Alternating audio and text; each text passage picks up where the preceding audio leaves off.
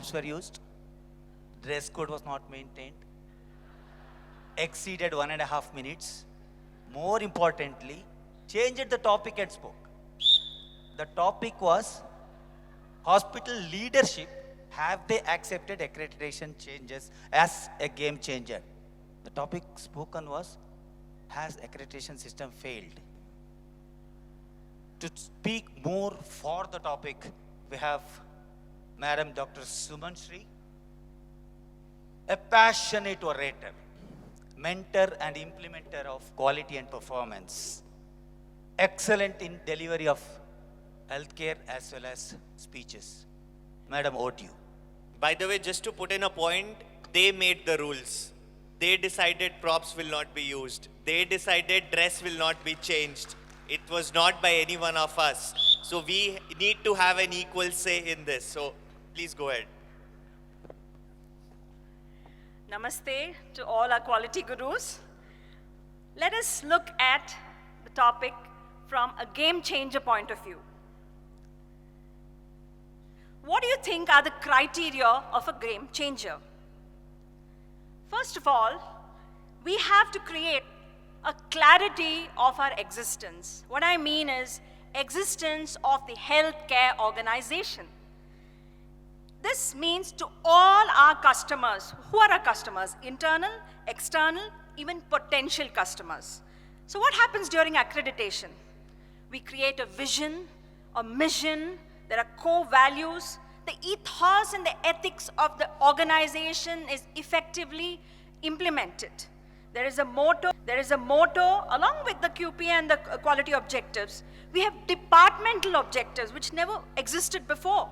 You have a documented scope of services which is trilingual, and most importantly, a brand promise of quality and assurance of patient safety.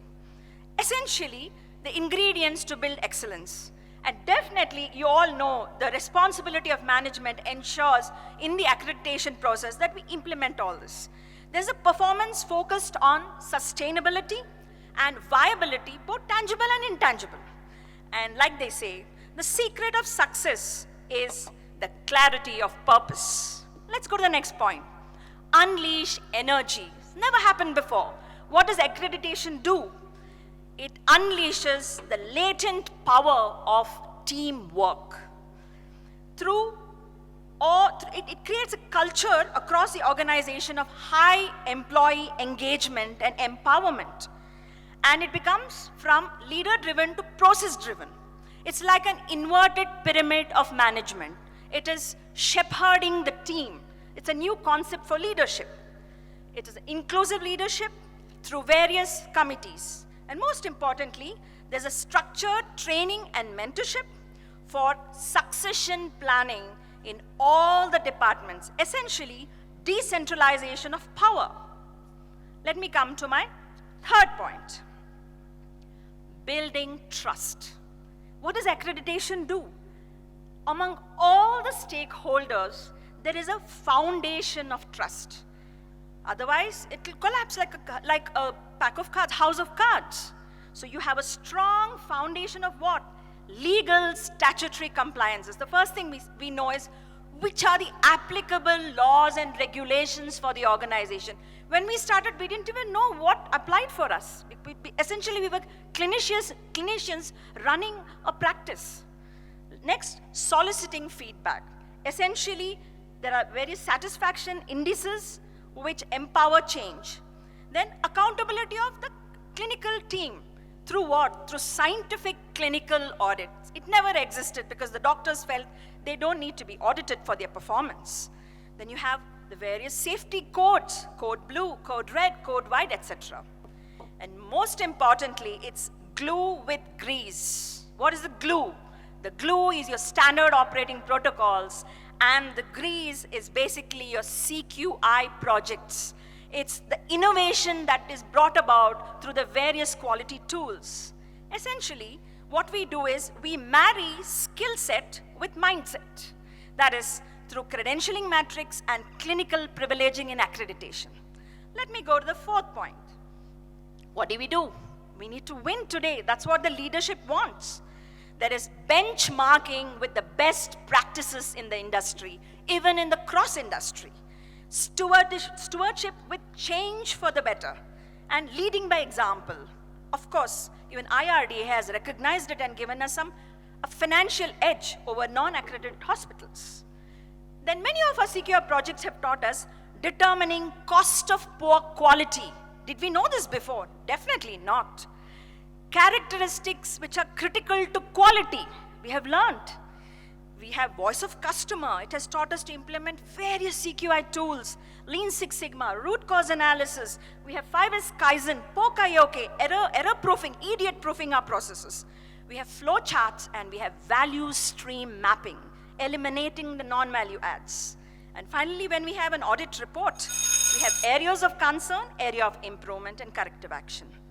And last but not the least, we have taken shaping tomorrow through strategic planning, short and long-term goals in our management review meetings. We promote innovations and definitely support a digital India. There's an organizational culture which is progressive, responsive, and matches customer expectations. Most importantly, accreditation promotes patient acquisition and patient retention. It's a promise that we keep. It is patient centricity. It is patient at the end of the day. Prajwalito Jnanamaya Pradipa. I hope my colleagues realize, let the light of knowledge enlighten them. Let us follow the path of accreditation. Thank you.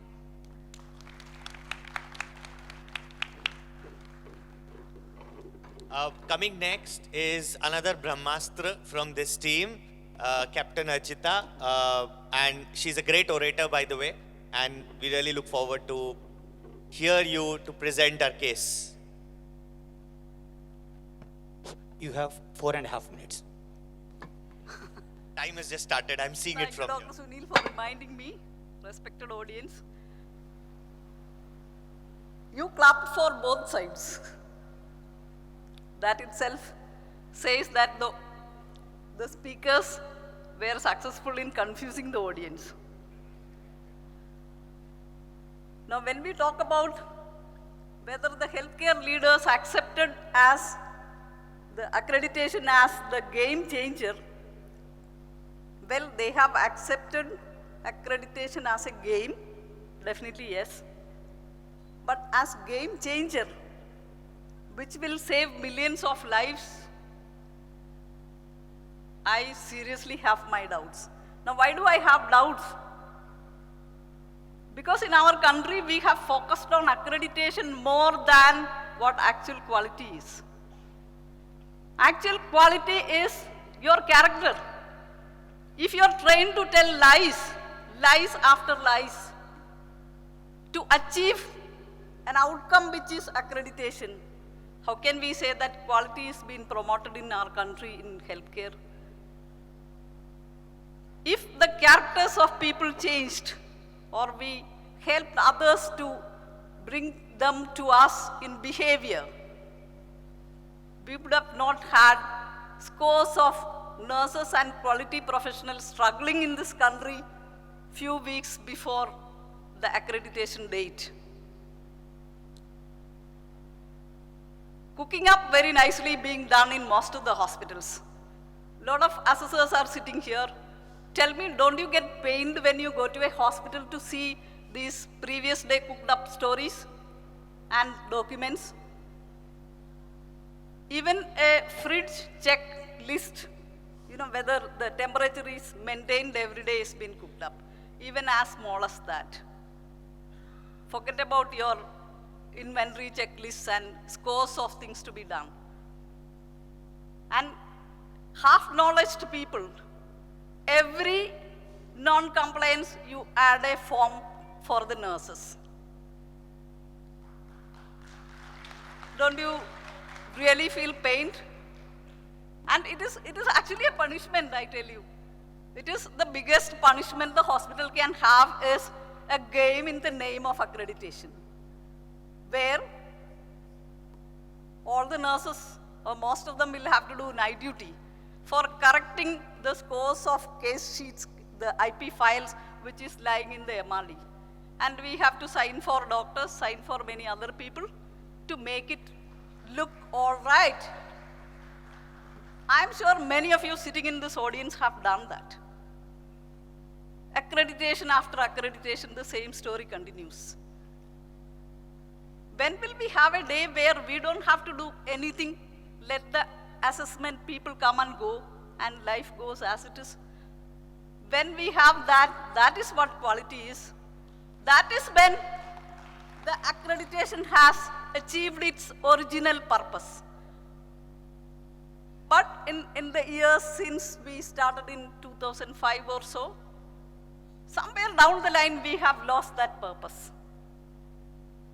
We have reduced ourselves to a group of probably quality professionals, I'm sorry to say that, who promise the hospital management that we will get accreditation, or the other way around, the hospital management really thinks it is the job of that quality professional, 2-3 people sitting in that office, to get accreditation done. And where is the physician in this? Where is the rest of the people working in the hospital in this? Yeah, of course, 2-3 days before or a week before, there is a lot of rounding done, a lot of mugging up done. So on the day of accreditation, everybody knows what is the mission, vision, and quality statement of the hospital. The day you live that, the day you have that embodied in your DNA, then only the quality happens. And not when you have the accreditation symbol attached to your hospital's name. That is what I would like to say. So it is actually a test of your integrity. Everybody's quality parameters or the values have integrity integrated or accommodated into their list. It is displayed. But when you say lie, is it integrity? When you do lie, when you are forced to do lie, is it integrity? Minus integrity, what quality, what accreditation? Thank you. Thank you. Please be seated. Bharat, your last comments. So I think my colleagues have misunderstood the intent of the entire discussion. I think the debate was very clear. Have leaders accepted it as a game changer? I think it's part of strategic management today at a leadership level that we understand that accreditation is here to stay. It is something that is bringing safety, reducing potential legal lawsuits, and that is why leaders are getting more and more and more interested, and they have recognized that apart from the pressures that Mr. Modi is bringing on us by way of Pradhan Mantri Jan Arogya Yojana, the only way of reducing costs, of ensuring that people are retained is through accreditation. I heard this morning somebody talk about accreditation increasing paperwork. I think these are the sort of myths that we have to bust as CAHOCON. And while I appreciate my learned colleagues' histrionics in terms of a ball and then another ball, and no pun intended here, the fact remains that we have to deflate this myth. And I think leaders interested have been attending conferences like this, and they have been ensuring that the ball remains full of air, people remain motivated, and finally, we are seeing the effect of accreditation on the bottom line by way of increased top line, by way of reduced costs, and finally, by the way of ensuring that you have a satisfied workforce. It's very easy to talk about vaccination and this and that. Indians are famous for putting holes in anything that our country does well. And we've seen classic examples on the stage today, and I would urge us to focus on what's true and what's correct. And the fact remains that leaders have accepted accreditation as a game changer. We are seeing the financial benefits. We are seeing benefits for people, and the country is changing. Now, if you expect us to traverse the path that the United States took 80 years to do, we've done far better than most of them in the last 20. And for that, I'd like to compliment each one of you. And I know that you have accepted accreditation as a game changer, and you are all leaders. Let's not forget that we all have a small quotient of leadership that we build. If we start refusing and accepting my colleagues' sort of preposterous abominations about the fact that we have not accepted, I think we should shut down CAHOCON Kolkata. Dr. Mulpur. Day before yesterday, I was there as faculty for the risk assessment as a part of CAHOCON. Literally day before yesterday. I got that day's local newspaper and made one of the participants read, which says, the medical license of an orthopedic surgeon has been struck off for the next 6 months because he has operated on the wrong knee. This is day before yesterday in a CAHOCON pre-conference workshop. Every 2 months and 3 months you see there are babies who are dying because they are roasted in an NICU in some part of the country. I am not saying, when I am talking about accreditation as a game changer, I am not talking about India, I am talking about across the globe. There are 25 to 52 operations which are carried on the wrong patient in the US in 2006. These are official figures of Sentinel events. Thank God they're at least admitting the numbers. If accreditation has really made a difference, why a transplanted kidney, which was supposed to be transplanted into a recipient, has been found in a dustbin in America, in Florida? So it is not problem what you see in India, and I'm not saying you are trying to make a progress and we are trying to pull you down. It is a global problem with the name of so-called JC and NABH accreditation. Yes, there is a goal which we all want to achieve, but what is going on is Hamesha Tamasha. Madam Suman. I would like to say that quality accreditation cannot be outsourced. It is a democratic process within an organization. It is by the people, of the people, for the people. When it comes from within, driven from within, it cannot be fudged. You cannot cheat yourself. The bottom line is believe in it. Only when the organization believes in the benefits of quality accreditation, then you will realize that you can benchmark yourself with the best in the industry and cross the industry. It gives you an opportunity to compete with the various CQI tools and learn from the best. Errors can happen, but that doesn't mean that you should not error-proof yourself. We have to idiot-proof ourselves, mistake-proof ourselves. Medication errors can happen, but once we know what are the errors, it strengthens us. Being forewarned is being forearmed. You should know what can go wrong to prevent wrong. So hence, quality accreditation enlightens us, educates us as a complete team. And most importantly, the purpose is defeated if you start writing the registers in the last minute. It should become a part of the DNA on a daily basis. But most of us start from a clinical side. The nursing, the doctors, all of us start as clinical practitioners. But that when we add the essence of quality and patient safety into our practice and make it a bottom line, definitely we are a much more realized organization. Hence, quality accreditation definitely has its benefits. Thank you. Madam Ajitha. Thank you, Dr. Suman. You were talking for me. I'm so happy that you said it, that quality will happen if accreditation promotes literally quality and not just some histrionics and make-up stories to get accreditation stamp. You said it. I'm thankful to you for saying that. When we purchase fire NOCs and so many other even legal compliances, it is not going to happen.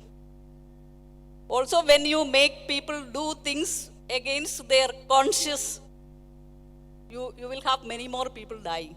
So I think the disconnect in this country, at least, which has happened unfortunately between the quality and the accreditation, I am sure the many veterans sitting over here who were the reason for accreditation in this country never dreamt of this at the time when you made the standards. Isn't it, Gyani sir?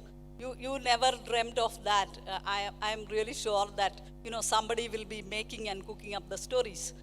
That wasn't in your mind. Otherwise, you would have, I am sure, put some prohibitions to do that, or would have. And someone among us can still try to do that. How can we prevent people, posturing it, or people pretending to be, propagating quality? And that is really not in the interest of quality. So at the end, I guess we all were speaking the same thing, if I am not mistaken. that we all agree that we have to stand for quality, and accreditation is a tool to attain that. But we have surgical safety checklist, but we tick off that and pretend that it is there. We will continue to operate on wrong patients and wrong sites. So it is the intention which has to get into the blood of every employee in a hospital. Then only quality will happen. And not in one hospital, in all hospitals in our country. And my friend Dr. Parag Rindani is an MBA in finance. So he will speak a lot of finance, but we all need to learn finance of what is the gain out of the true quality and not just pretensions. So I think I agree with my team that, accreditation is just a tool. It's just a guidance that tells you where to go. Accreditation is definitely not a silver bullet that's going to improve suddenly your clinical outcomes in your organization. There was a study which was published by Dr. Ashish Jha, which shows that, amongst the accredited hospitals and the other hospitals, if you have a comparison, actually the accredited hospitals scored low on patient experience parameters just for the fact because, accreditation kind of somewhere it moves away the staff from the patient's bedside to doing a lot of other things that are required. But again, there are ways of doing it, and as long as we believe in it, we use it to the optimal usage that we need to do using those standards and trying to improve the systems. I think that all makes a lot of difference, and that's the difference we all want to see in tomorrow's India and tomorrow's world as far as healthcare is concerned. Hey, you are trying to change the party. I'm not. I just spoke what I spoke in the beginning, and our team has been talking the same thing. Oh, that's great. Thank you. The message is very clear. You should understand the difference between quality and accreditation. The top managers, the top officials, the leaders who are there in this would have already understood the fact what Ajitha has told and what my team has told, that use this as a game changer. Use this as a game changer, you will definitely succeed. If you are interested in only the 10 or 15% extra you get, then you miserably fail, because there is so many which are unmeasurable and intangible benefits of the accreditation. Always we tell, it's like a screwdriver. Tell me which is the most important part of the screwdriver. Is it the screw or the driver? It is the hand that holds it and turns in the right direction. When you use accreditation as a screwdriver to tighten the screws, you will get the benefit. And accreditation is always a byproduct of the quality rather than do it for the accreditation. This is a message to even the quality managers sitting there. All of you, please ensure that the top managers do agree with this fact and then only become a quality manager. Otherwise, you are going to be a biomedical waste. The choice is whether it's a red bag or yellow bag. Thank you very much. Thanks for all the speakers, and thanks, CAHO, for this.